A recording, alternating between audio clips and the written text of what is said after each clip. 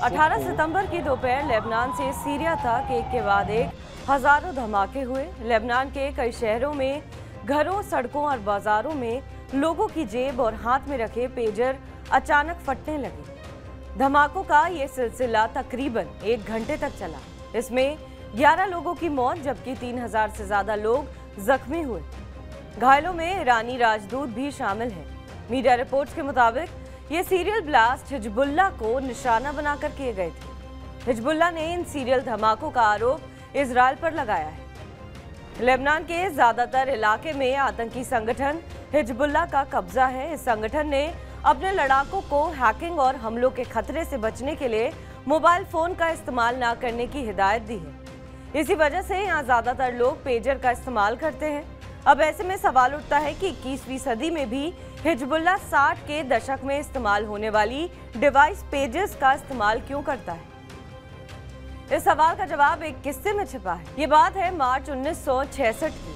Hamas का senior leader Yahya अयाश Gaza पट्टी में अपने बचपन के दोस्त ओसामा हमद के घर रुका हुआ था। तभी हमद के घर में फोन बजा।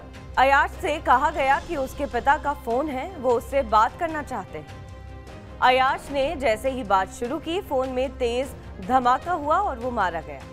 बताया जाता है कि इस धमाके को इजरायली सुरक्षा एजेंसी ने अंजाम दिया था। इजरायली एजेंसी ने पैसे और नागरिकता का लालच देकर हमद के चाचा को इस ऑपरेशन में शामिल कर लिया था।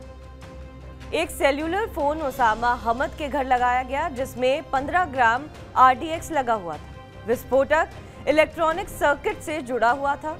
इसे रिमोट के जरिए कहीं से भी डेटोनेट किया जा सकता था। जैसे ही याह्या अयाश फोन पर बात करने लगा, रिमोट कंट्रोल से RDX में ब्लास्ट कर दिया गया। इस घटना के बाद हमास, हिजबुल्लाह समेत दुनिया भर में इजराइल के दुश्मन सतर्क हो गए। हमास ने सैटेलाइट फोन का इस्तेमाल करना शुरू कर दिया, तो वहीं हिजबुल्लाह ने रेडियो वेव से चलने वाली पेजर डिवाइस को अपनाया। न्यूयॉर्क टाइम्स की एक रिपोर्ट के मुताबिक पिछले साल 7 अक्टूबर को इजराइल पर हुए हमले के बाद हिजबुल्लाह ने पेजर्स का इस्तेमाल बड़े पैमाने पर शुरू किया था ताकि इजराइल की खुफिया एजेंसी उन्हें ट्रैक ना कर पाए। अब समझिए पेजर डिवाइस क्या है। पेजर एक तरह की वायरलेस डिवाइस होती है जिसे बीपर के नाम से भी जाना जाता है। 1950 में पहली बार न्यूयॉर्क सिटी में पेजर का इस्तेमाल शुरू हुआ। तब 40 किलोमीटर की रेंज में इसके जरिए मैसेज भेजना संभव था।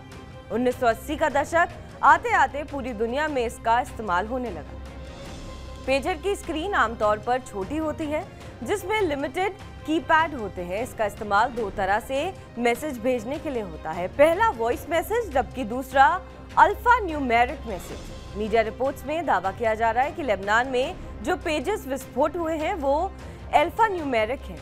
पेजर से मैसेज भेजने के लिए रेडियो वेव का इस्तेमाल होता है। इसे बेस स्टेशन पर लगे ट्रांसमीटर के जरिए भेजा जाता है। एडवांस पेजर्स को फोन नंबर की तरह कोड नंबर दिए जाते हैं।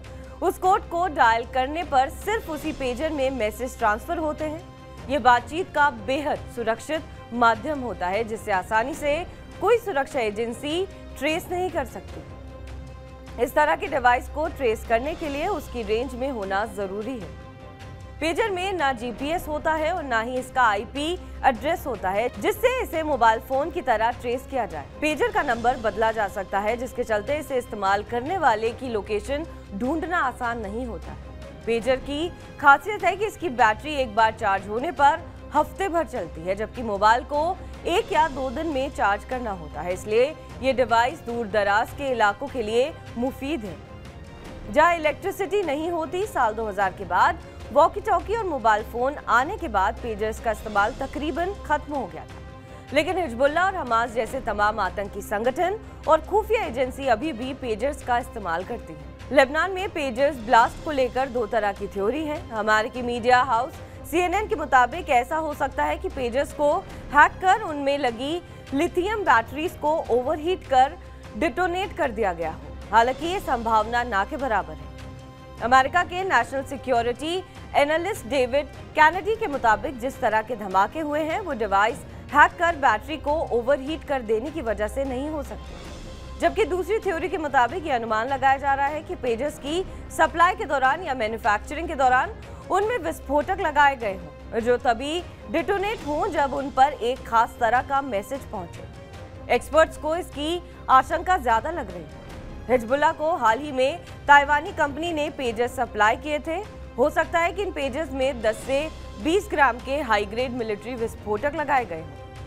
लेबनान के पेजेस विस्फोट को इलेक्ट्रॉनिक वॉरफेयर कहा जा रहा है। अमेरिका की हथियार बनाने वाली कंपनी लॉकहीड मार्टिन के मुताबिक इलेक्ट्रॉनिक वॉरफेयर वो होता है जब जंग में इलेक्ट्रोमैग्नेटिक सिग्नल का इस्तेमाल होता है, हमला या बचाव किया जाता है। लेबनान में रेडियो वेव से चलने वाले कई पेजेस में एक साथ विस्फोट हुए हैं। इस बात की संभावना जताई जा रही है कि इजराइल ने अपने दुश्मनों को मारने के लिए इलेक्ट्रोमैग्नेटिक रेडियो वेव का इस्तेमाल किया है और पेजेस पर एक कोडेड मैसेज भेजा जिससे ब्लास्ट हुए।